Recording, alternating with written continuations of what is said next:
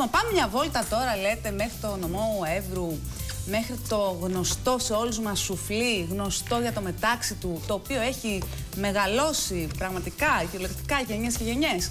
Και αυτό γιατί μπορεί οι οικογένειες να ξεκινήσουν να χρησιμοποιούν το μετάξι για να καλύπτουν τις δικές τους προσωπικές ανάγκες. Στην πορεία όμως όλο αυτό, αυτή η οικοτεχνία εξελίχθηκε σε μικρή βιοτεχνία και έγινε πάρα πολύ δυνατή και χρηματοδότησε για πολλές γενιές και βοήθησε στην ανάπτυξη του σουφλίου όλη την περιοχή. Οπότε μην χάνουμε και πολύ χρόνο, εδώ θα πάμε. Μουσείο Τέχνης Μεταξιού, Art of Silk Museum, και μέσα ο θησαυρός που κρύβει είναι αυτός. Λαϊκή εργασία, παράδοση 300 χρόνων, φύγαμε για το σουφλί. Σε μεταξωτά βέβαια, πώς τα λένε, ενδύματα.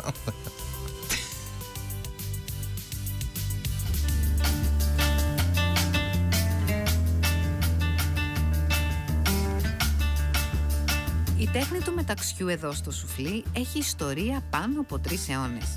Τα μεταξωτά της περιοχής έγιναν γνωστά παντού και η φήμη τους ξεπέρασε τα σύνορα. Πολλές οικογένειες έζησαν από αυτό και συνεχίζουν ακόμα και σήμερα, δημιουργώντας με το ίδιο νεράκι και την ίδια αγάπη. Άλλωστε για αυτούς η παράδοση δεν σταματά ποτέ. Κυρία Πέπη μου, είναι εύκολο το να γίνει το κουκούλι νήμα? Δεν είναι εύκολο. Παίρνεις τα κουκούλια, τα βάζεις στο κασόνι, από εκεί τα παίρνεις, τα βάζεις μέσα στο πατόζ και έχεις το γευγύρι αυτό, τα μαλακώνεις σε 60-70 βαθμούς μέχρι που να μαλακώσουν.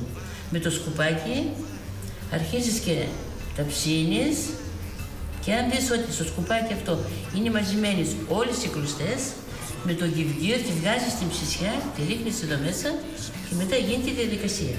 Γευγύρι λέμε αυτό το γευγύρι αυτό το σολουτηρές το λέγαμε, γευγύρι το λέγαμε αυτό. Την παίρνουμε την ψησιά, όπως την παίρνουμε εδώ με το γευγύρι και τη ρίχνουμε και την κοινάζουμε την ψησιά.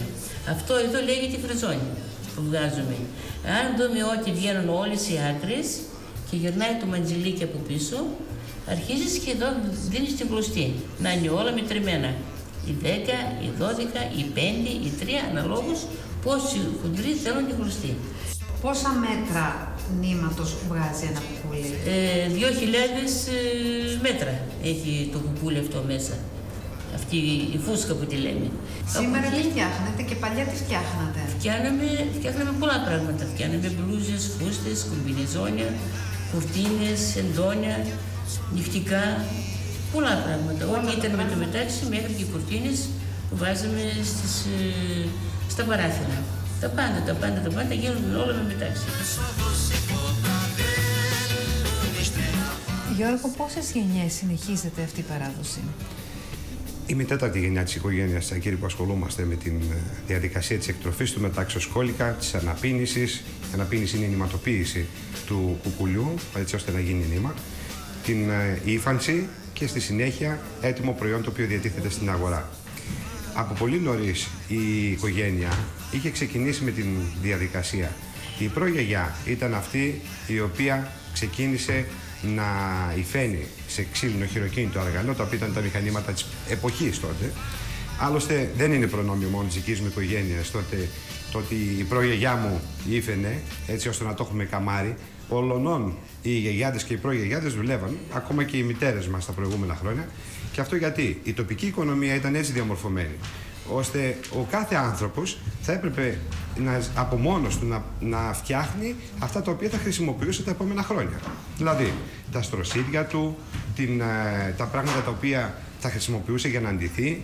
Έτσι το αποτέλεσμα όλων αυτών των χρήσεων ήταν ότι θα έπρεπε να παράγει. Η οικογένεια από νωρίς ξεκίνησε με την παραγωγή, διαθέτοντας τα προϊόντα τα οποία παρήγαγαν και η προγιαγιά και η γιαγιά στην αγορά και για να μπορέσουν να ζήσουν την οικογένειά τους. Και έρχεται η τρίτη γενιά, ο πατέρας μου με το θειό μου, οι οποίοι ξεκινήσαν και βάλαν τα θεμέλια της βιοτεχνίας. Και από εκεί και πέρα έχουμε αυτή τη συνέχεια μέχρι σήμερα, όπου σήμερα έχουμε φτιάξει και αυτόν τον χώρο εδώ που είναι ένα μουσείο όπου ο επισκέπτης μπορεί να έρθει, να δει, να γνωρίσει από την εκτροφή του μεταξοσκόλικα, γιατί προσπαθούμε να έχουμε ζωντανή εκτροφή μεταξοσκόλικα σε όλη τη διάρκεια του χρόνου. Ποια είναι η διαδικασία εκτροφής του μεταξοσκόλικα? Λοιπόν, ο μεταξοσκόλικας περνάει από 4 στάδια. Το πρώτο στάδιο είναι η εκόλαψη. Τα αυγά τοποθετούνται στη ζέστη, σκάζουν και αρχίζουμε από εκεί και πέρα τη διαδικασία της εκτροφής. Τρώει μόνο φύλλο μουριάς, το οποίο θα πρέπει να το προμηθεύουμε κάθε μέρα φρέσκο. Και σε ένα διάστημα 30-35 ημερών θα μεγαλώσει 10 με 12.000 φορές. Από εκεί και πέρα, βέβαια θα πρέπει να πούμε ότι η εκτροφή γίνεται πάντα σε κλειστό χώρο με συγκεκριμένες συνθήκες, έτσι ώστε να έχουμε το καλύτερο δυνατό αποτέλεσμα. Το τρίτο στάδιο είναι όπου ο μεταξοσκόλικας σταματάει το φαγητό, αναζητά ένα χώρο για να πλέξει το κουκούλι του, πλέκει, κλείνεται μέσα στο κουκούλι. Η διαδικασία της πλοκής είναι 3-4 ημέρες και από εκεί και πέρα μετά μπαίνουμε στην τέταρτη και τελευταία φάση, όπου είναι η μεταμόρφωση. Αυτή η κάμπια μεταμορφώνεται σε πεταλούδα και σε διάστημα περίπου μιας εβδομάδος θα τρυπήσει το κέλυφος του κουκουλιού και θα βγει έξω σαν πεταλούδα. Η πεταλούδα αυτή του μεταξοσκόλικα είναι από τις ελάχιστες στην φύση, οι οποίες και δεν τρώνε και δεν πετάνε. Θα ζήσει για περίπου ένα διάστημα γύρω στις 10 ημέρες και στο διάστημα αυτό το μόνο που κάνει είναι να ζευγαρώσει αρσενικά με τη θηλυκιά και η θηλυκιά γεννάει τα αυγά της. Και ολοκληρώνεται ο κύκλος της εκτροφής. Ακριβώς, ακριβώς.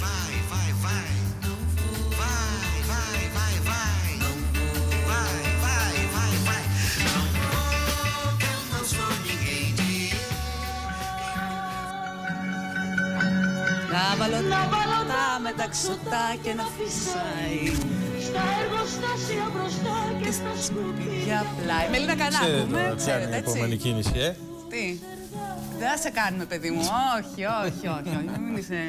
Δεν θα σε κάνουμε εσύ τώρα, Ντάνικαν. Άστο εκεί, μια χαρά σου πάει όμως. Έτσι και δικό σου είναι αυτό. Δεν έχω φορέσει ποτέ μου. Αφού τώρα ήρθε.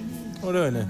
Να το φοράω έτσι με την ετικέτα, λες, Νομίζω ότι βγάλεις την ετικέτα. Όχι, όχι, να δείχνω ότι είναι από το Μουσείο Τέχνης Μεταξιού, στο σουφλί του Εύρου. Νομίζω δεν θα το εκτιμήσουν από το Μουσείο Τέχνης. Μπορείς να το βγάλεις και να το λες είναι από το Μουσείο Τέχνης Μεταξιού, από το σουφλί. Παρ' όλα αυτά, μπορεί να μας πει και ο φίλος τηλεθεατής που θα παίξει τώρα στο διαγωνισμό μας την άποψή του. Το νούμερο 307 κληρώθηκε. Αντί να το πνίγεις, παιδί μου. Ωραίο είναι, πολύ ωραίο. Λίγη πες, συγγνώμη, έλεγες για το διαγωνισμό. Να παίξουμε στο διαγωνισμό, να παίξουμε. Έχουμε να δώσουμε ταξίδι στην Ουρανούπολη.